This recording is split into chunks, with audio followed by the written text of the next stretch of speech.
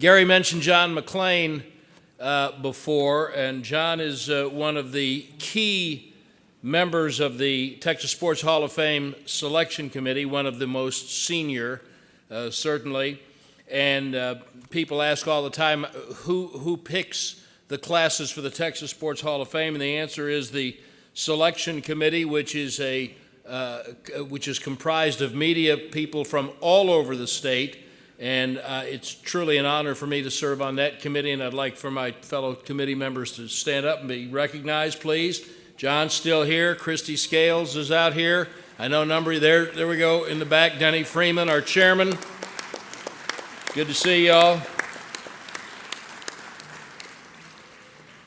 Now, Texas has certainly received national acclaim as the state that has no equal when it comes to producing legendary coaches. We've obviously got some up here tonight, and our next inductee has no equal, and this past week got a street in her hometown named after her. Watch the screen.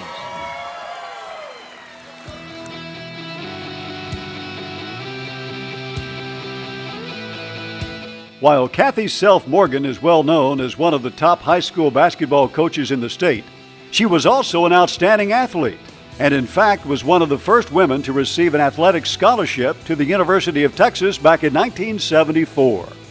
Playing for Coach Jody Conrad, Self was a member of the UT women's first nationally ranked team in 1977. She dove into the coaching world at Austin Westlake High School, where she won 3 state championships and was named Syntex Coach of the Year 10 times.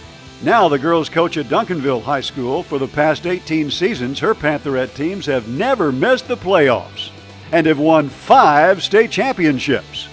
Entering her 40th season, she has a career record of 1,100 wins and only 207 losses. She has been selected to coach the Texas High School Coaches Association All-Star Game 5 times, the McDonald's All-America Game twice, and the Jordan Brand Classic. She has been named Coach of the Year by Max Preps, Dallas Morning News, USA Today, the National High School Coaches Association, the Texas Girls Coaches Association, and she was selected as the National High School Girls Basketball Naismith Coach of the Year. Cathy Self-Morgan chalks up another victory, this time as a member of the Texas Sports Hall of Fame.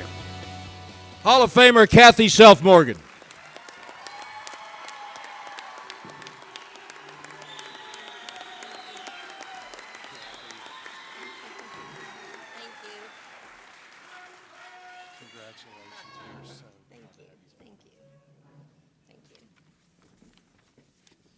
All that was yesterday. Today's today. It's great. It's wonderful. Tomorrow, we got to get after it. We got to work. You know, when Cooper started calling me in July and only left a message, he was from the Texas Sports Hall of Fame, I had no idea that media and all these people were so involved in such an unbelievable organization. My husband and I are going to come to this more often. This is a great celebration. I just had no idea. So when he was calling and leaving messages, and I started brainstorming, he must want me to nominate some people for the Texas Sports Hall of Fame. Let me see. Let me start coming up with names. Finally, we connected in August, and he said, "Congratulations." He said some other words, but I kind of went blank, like, what did he just say? I was stunned and speechless, which doesn't happen very often. When he told me who else was in the inductee class, I was even more catatonic. I think he thought the phone went dead. Today, while I stand up here amongst all these sports legends and heroes, I can only say one thing. It's their fault that the weather is almost freezing on April 7th.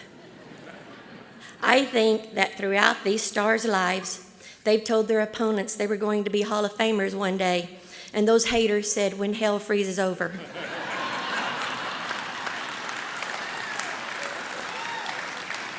And this is most definitely not hell, but we are suffering the cold from it. I grew up in a very small town south of here called Jourdanton, Texas. I have middle child syndrome. It's not contagious, but it does happen. I saw my older sister Mary as beautiful and perfect in everything she did. My older brother Mike, well, he was the boy, he was the son. And my little sister, Judy, was the baby, and of course she got everything she ever wanted. I was taller than most of the boys at school and skinny, and I had very low self-esteem and self-confidence. I had no choice but to hang in there and just do my absolute best every single day in everything that I did. My high school coach I had from 6th grade through 12th talked me into playing basketball and getting involved in athletics. All of a sudden, I'm being picked to play on the boys' team because I could rebound and give it back to them to shoot. I gained self-confidence and self-esteem through athletics. I started believing so much in what athletics gave me that I wanted to be a part of the same thing my high school coach was and give that back to young ladies and help them to become independent, self-sufficient women and confident and have high self-esteem. In Jourdanton, in school, on the farm, in my family, the boys and girls were all treated the same. We all had the opportunity to be a part of so many things that were bigger than ourselves. I never knew an inequality until I went to college and was told that there's a small girls' gym down there with no air conditioning. There's the boys' competitive gym, the huge one with air conditioning. We drove our cars to get to games during those days. That was in 1974, right before Title IX. Or we packed in a van like sardines as we watched the boys walk into a leisure charter and go off to their game to play. I never called myself a women's liberator, but I learned then to fight for well-deserved rights and fairness. And in the 41 years that I've been coaching, I teach and I coach and I influence all the young ladies in my life the same way to expect equality and fairness, but never take it for granted. I've learned you just do everything you can to be the best daughter, the best student, best friend, best teammate, best teacher, best mentor, and best coach. I have tried to be the best wife, mom, and Mimi, which the last three sometimes get less of my time. Even though I have not been the best at all the above all the time, I've never quit working at it. You just keep doing it again and again and again, because that's all you want to be is the best.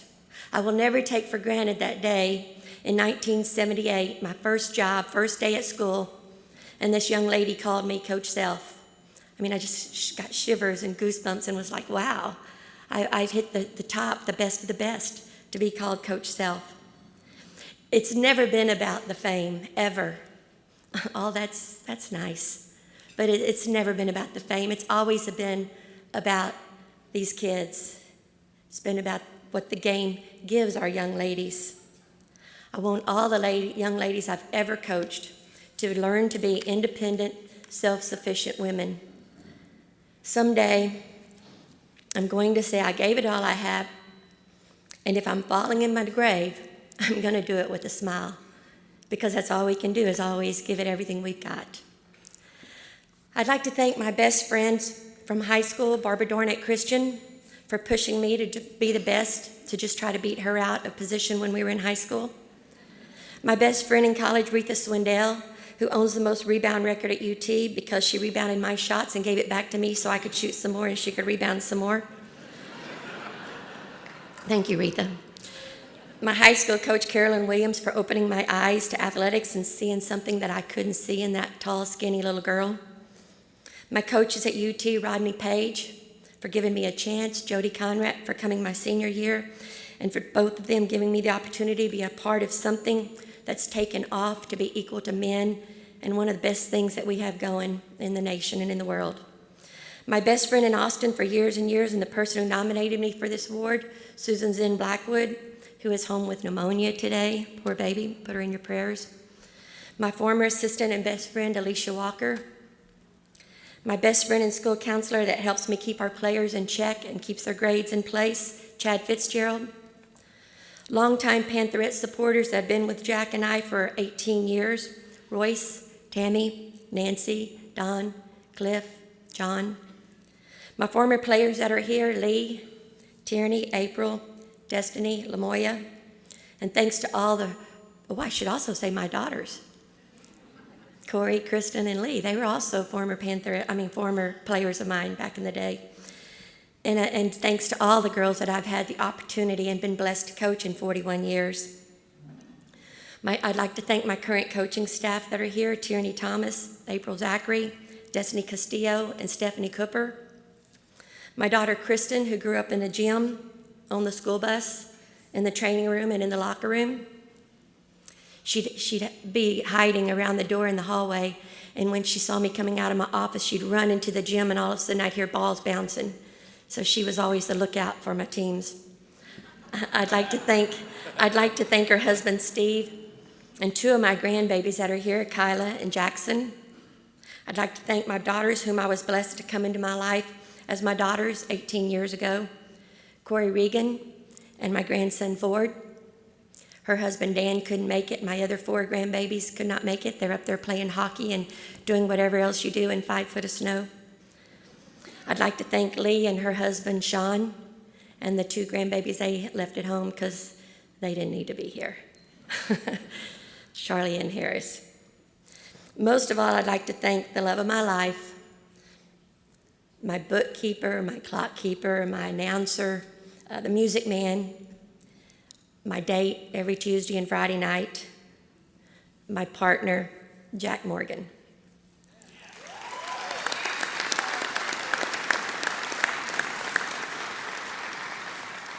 I'd like to thank the Texas Sports Hall of Fame for this honor. I'd like to thank God for having us all here and healthy. I'm truly humbled and honored to receive this evening. Thank you very much.